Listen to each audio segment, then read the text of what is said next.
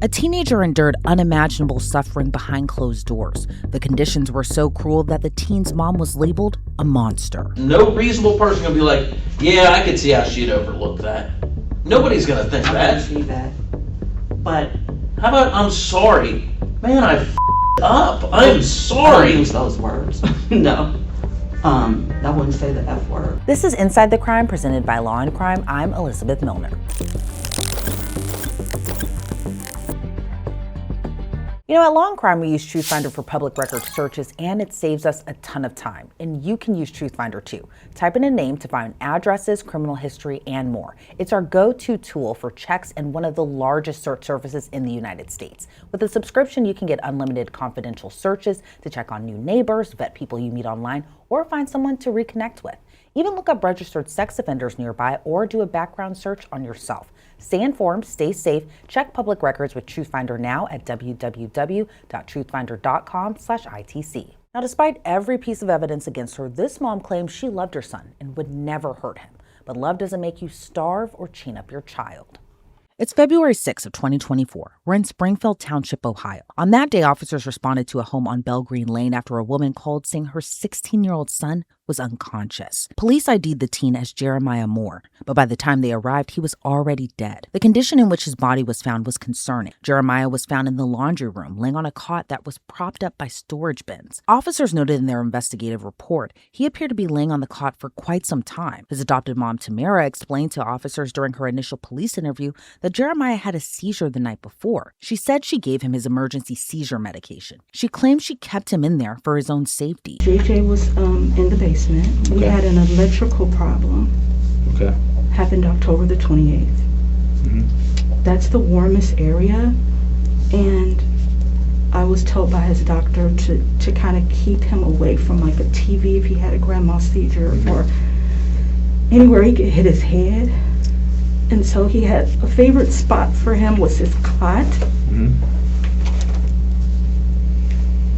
He wouldn't like anyone to touch his cot. Mm-hmm.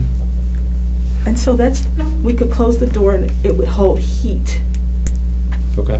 And so I felt like that was the safest spot. If he fell, he wouldn't hit his head or anything. So that's where we put him. So I knew he'd be safe. Okay. And he wouldn't have a fear of maybe, even if he hit his head on the washing machine, it wouldn't be as bad as a TV or a dresser. Okay. Gotcha. It'd be warm for him because the house was cold. It was cool. What was the electrical problem? Was it just some old wiring, things like that? Yeah. A surge happened in our neighborhood and they came out. I was waiting for people to work cooperatively to send someone to help us. We had so much going on. I understand. You had a lot going on. Police confirmed Jeremiah needed extra attention and care because he had autism and was nonverbal. On the day he was discovered unresponsive, around 11 a.m., Tamara went back to the laundry room to check on him. She told police she wiped him down, fed him, and gave him his medication. Then she allowed him to lay back down. Around 4 p.m., Tamara claimed she went back to check on her son, and that's when she found him in the room non-responsive and not breathing. Tamara told officers she gave Jeremiah CPR, but she was unable to revive him. Then 15 minutes later, she called police to report the death of her child. You said he has seizures, so tell me how that kind of works out. When he has grand mal seizures, he has a lot of falls and he's more aggressive. Mm-hmm. It was trying to keep him calm and comfortable. So that meant he may soil himself. And so we don't have hot water, so I didn't want him to have a cold shower.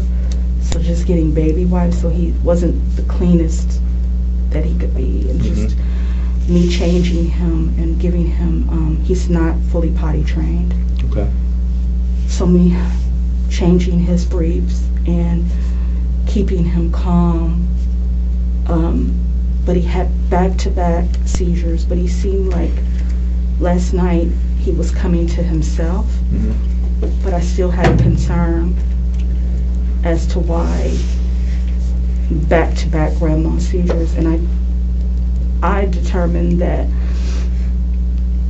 he's non-communicative, but I believe he was grieving. I believe he was missing my mom. Upset, sure. When he has seizures, and you said it's not normal for him to have back-to-back ones like that, is that something that you call doctors for, or reach out and say, hey, he had 2 back-to-back seizures, this isn't normal? Did you reach out to anybody for those? I made that appointment. They said, go ahead and make an appointment. We'll try to get you in virtually. Okay. So you made an appointment With yesterday? children. Yes. Okay. Would that have been with Dr. Gilmore? No, that's with the neurology department. It's a new doctor. I can't think of the name. At Children's in Liberty. It's supposed to be for Thursday, I believe, at 11:30.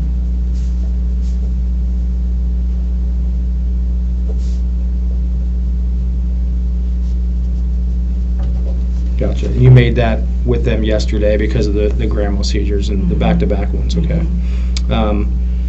Where's his medicine at there? Do you keep it all in the same spot, or? Pretty much. I gave the other detective, I showed him the prescriptions and gave him the list of medications that he takes. Okay, gotcha. I didn't know if there were somewhere, if you kept them in the refrigerator, if you kept them anywhere. Okay, gotcha.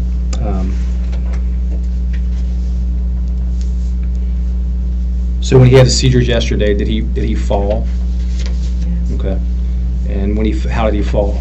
He fell forward, and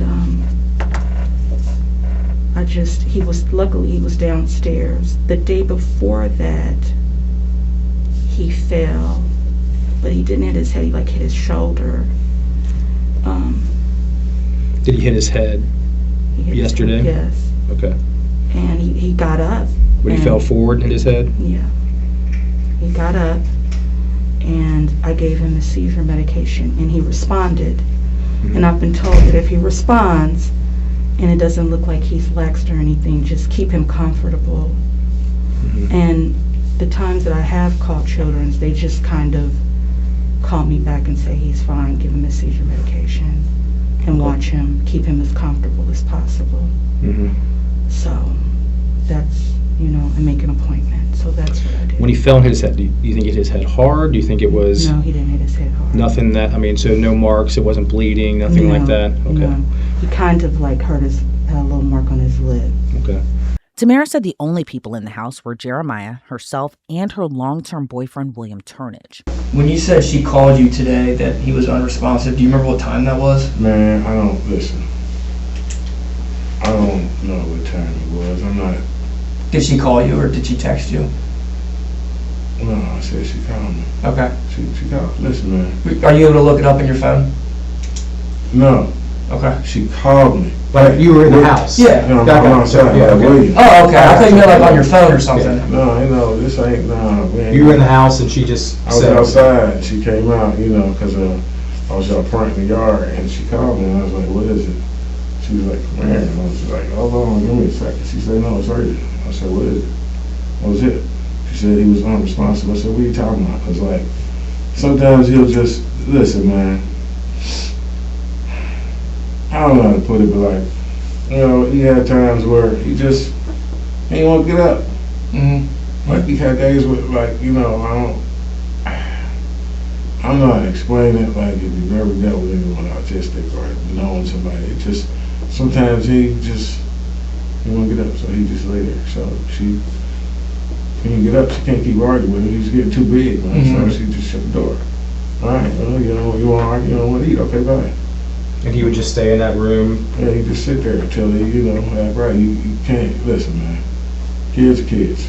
Sure. Detectives learned during their investigation there was a lot more both William and Tamara didn't say during their initial police interviews. That, coupled with the medical examiner's findings, who ruled Jeremiah's death a homicide, there was enough to make not one arrest, but 2. On April 12th of 2024, police arrested Tamara at her home for murder and child abuse, but her boyfriend William was in the wind, so he was a wanted man. So before we get into JJ and everybody else, I really want to focus on William a little bit. Do you know what his phone number is? Do you still have his phone number? I believe it's the same phone number. Same. Do you know what that is? Do you remember? It's in my phone, I believe. Can we look? Sure. Do you mind? Do you mind opening it up for me? And then, if you had to guess, where would William be right now? Sir, I do not know. Okay. Even after 7 years? And I mean, you guys have known each other for 30 years. We have. I know. I do not know. Okay. Where's his family live at? All over. All over Cincinnati? Mhm. Okay. This is I have some of his family's number, but Can I don't even have his number in here. Whatever number you all have. Can I look? Do you mind if I look? Would it just be under William? No, I don't. What would it be under? That his number isn't even in that phone. I understand it, but if it was, It'd what be would under it be William. So whatever William. his last number, the 899, I don't know the rest of the digits. That would be his number. Is Williams really new? What's Yeah, that it's one? not. You can check it. There's no number there. There's no number? When's the last time you talked to him? Almost a month ago. So you talked to him for almost a month? Correct. No text messages or anything No. like that? No. Really? So you were serious about getting rid of him, huh? Yes. When Tamara was pressed on what happened to Jeremiah, she gave investigators another conflicting story. You stated that you went down around 11 o'clock and you checked on him, that he was okay. You gave him some soup, you gave him I something did to give drink. some, yes. And you gave him his meds, and I believe you said that you changed his pull-up. No, I did not say that. Okay. No, I did not change his brief. You That didn't would have change been his too pull-ups difficult. that day? No. Okay. Okay. I was going to do that later. Okay. So you said that was around 11 o'clock. I thought so. And so again, you started talking, you called Aunt Diana at 12:04 p.m. and you talked to her with a few minute break. I mean, you hung up a couple times just for a few minutes. And then you would call her right back. But you talked to her for almost 5.5 hours that afternoon. I know again, going back to your initial statements, you said you went back down around 4-ish, That's what I somewhere thought. around there. Yeah. And that's when you found JJ unresponsive. Correct. Now at 4 o'clock, your phone shows that you were on the phone with your Aunt Diana. So again, I'm just trying to create. At this point, it's not that big of a deal, and that's where I just need you to be honest. Yes. I mean, you said you found him at 4. You didn't call until 6 initially. That was your initial statement. It's my opinion, through my investigation, that you probably found him around noon, and that's when the phone calls, because I don't know. you made 15 phone calls between noon and calling 911. No, I did not find him that late. I thought that William had checked on him. I was calling family members to kind of find out how I could either get this household or get the electrical problem. But I thought that he was okay. I trusted William and thought that he was okay. Okay. Now, do you know that we went to Atlanta and spoke to your Aunt Diana? No, She didn't tell you that? no. Okay. We went to Atlanta. We spoke to Aunt Diana because she wouldn't return our phone calls. She's telling us something different. Okay. She stated to us that yes, you called and informed her that Jeremiah had passed. I was on the phone with her screaming, he's gone and he's unresponsive. He's not listening to me, Aunt Diana. Okay. Here's why investigators say there were several issues with Tamara's story. There was evidence suggesting he had been chained to the cot. Investigators even found a dog collar that might have been used to hold his head down. And he had ligature marks on his wrists and neck. Were there times where you would put JJ in the laundry room and just lock him in there where he couldn't get out? No. What about William? Probably yes. Yes. So there was times where JJ would be locked The lock. in the laundry room. The lock was for the dog initially. The lock was for the dog. Okay. Why was the dog able to open a door? He put it on there. I don't know. When you say he, you mean William? William. Okay. Because that doesn't make much sense, to It be honest. doesn't. I mean, I'm not. No, I'm no, just, no. It doesn't. I'm just trying to figure out why the lock would be on the outside of the door for the dog. He put a lock on the dog. Now, And then- sometimes when the door knobs are like the vertical kind where they can reach down, okay, I would understand it. But this was a knob I that you would have to understand. turn. I understand, but I Okay. never locked that door with JJ in it. But your statement is there has been times where he has been locked in that laundry room. William would. Okay. Do you know for roughly how long or why you would do that? I don't know, I just kind of surmised. I didn't see him do it, but when I went downstairs and I realized that he could perhaps do that. I So just why? surmised that he would do that. Okay, but you just said that he did do that without a doubt in your mind. No, not without a doubt. Okay, so now see, this is where I need you to be more clear. All right, Tammy. Tamara. Tamara. Okay. I need you to be 100% honest with me. Don't tell me what you think or anything else. I just want to know what you know. Okay. So when I ask you, was he ever locked in that room? It's almost a yes or no question answer. And then maybe you could say yes, but William would lock him in there. I never did, or something like that. But be more specific, because I don't want you. I don't want to read into what you're telling me and then be incorrect. I understand. Okay. So was he ever locked in that room? I would never see William lock him personally in the room, but I made an assumption that he must have, yes. Okay. So you never went down there and found the door locked? I did not. No. Okay.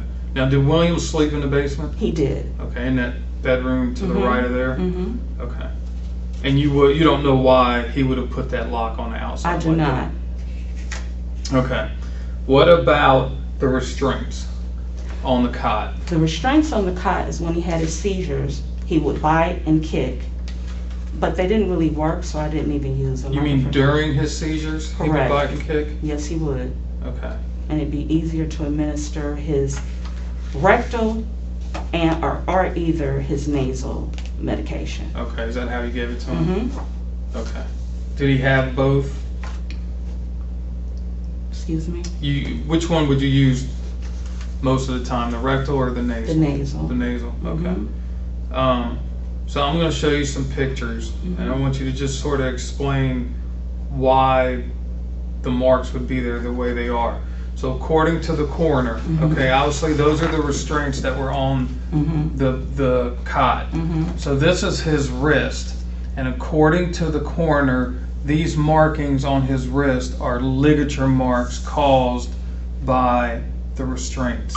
Can you explain that to me? I can, but we didn't use these. I quit using them. You quit using them, Yeah, so they you didn't used really them work. in the past? Yes, I did. Okay. A couple of times, and then I stopped. Okay. Investigators also learned through the autopsy that Jeremiah had zero food in his digestive tract, suggesting he was starved, even though Tamara claimed she gave him food the night before. You don't even seem sorry or upset or have any remorse for what's going on, and the fact that we're sitting here telling you that the child that you adopted at the age of 11 months suffered for the better part of at least a couple weeks, if not longer, and was in a basement in a room that had nothing but chemicals and cement, and the best place for him to be is all this. None of this makes sense to me. Doesn't make sense at all. You have to understand, I've been grieving for some time now. I don't have to just show you. So is that the reason? Is that the reason why you lost touch with JJ, because of your own grief? No. And I have given, and right now I'm in shock, just like I did not remember you. I remember your words. I understand, and I can appreciate that, and I understand that there is a shock factor that kind of goes with that, Right. but at the same time, you're saying things to try and alleviate the responsibility for what happened to JJ to us right now. No. You're trying to tell us that you didn't do anything wrong. That's what you're doing right now. You're telling us you didn't do anything wrong. Sir, I'm speaking the facts. I did everything for my son and to keep him healthy and alive. I gave everything. When everybody gave up and said he'd be a lump on a log, I fought for him. I fought for him to walk. I fought for him for everything. If you call back at ABS, even though my mom dropped him off, I was at the meetings. I was at the one trying to get him the best care. I tried to do everything to keep him together and to make sure that he was okay. I would never starve my son. I don't understand why he didn't have any food in his stomach, and I promise you that I don't understand it. I never would do anything. I think you were overwhelmed for a lot longer than you think you were, or that you're leading on to be. And that doesn't happen overnight.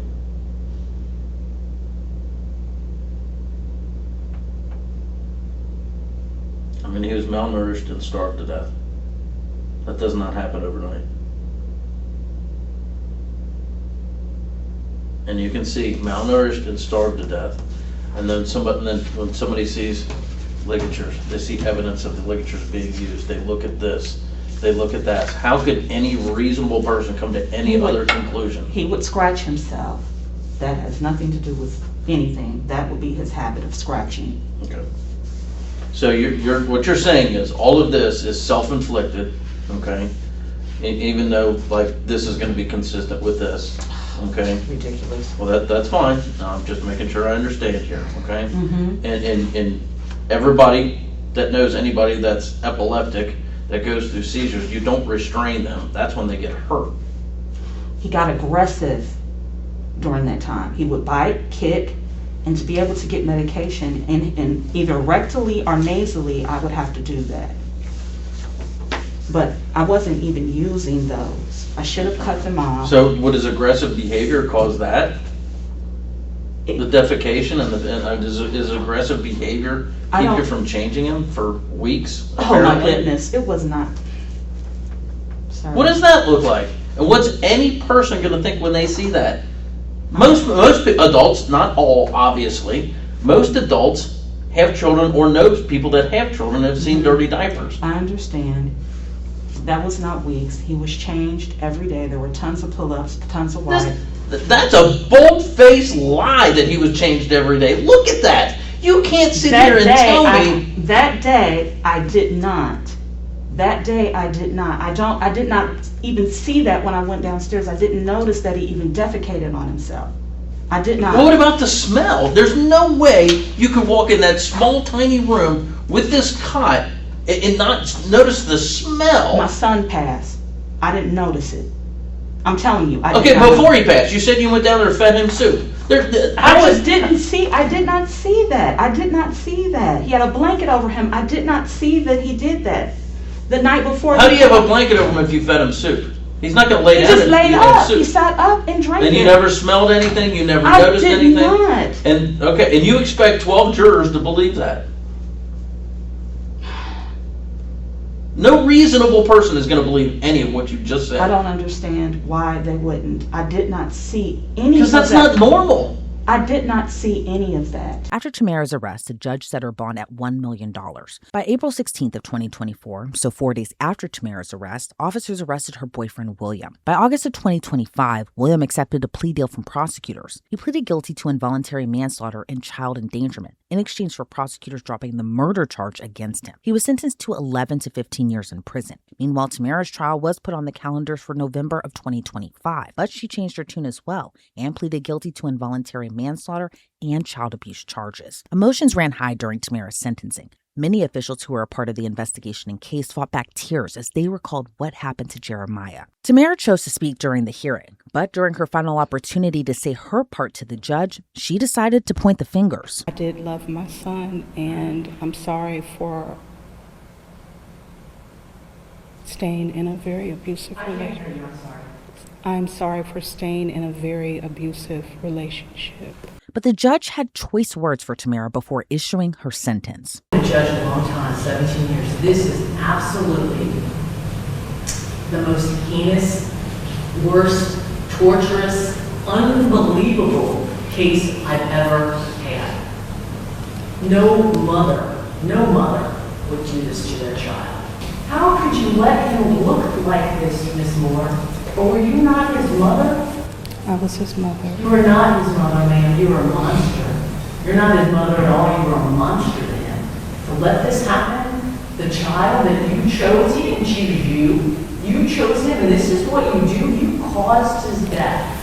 Tamara Moore was sentenced to 15.5 to 20.5 years in prison. Online records show William Turnage is serving his sentence in the Noble Correctional Institution in Ohio. His earliest release date is scheduled for April of 2035. Tamara Moore is serving her sentence in the Ohio Reformatory for Women, and her expected release date is April of 2039. Thanks for tuning into this episode of Inside the Crime. I'm Elizabeth Millner.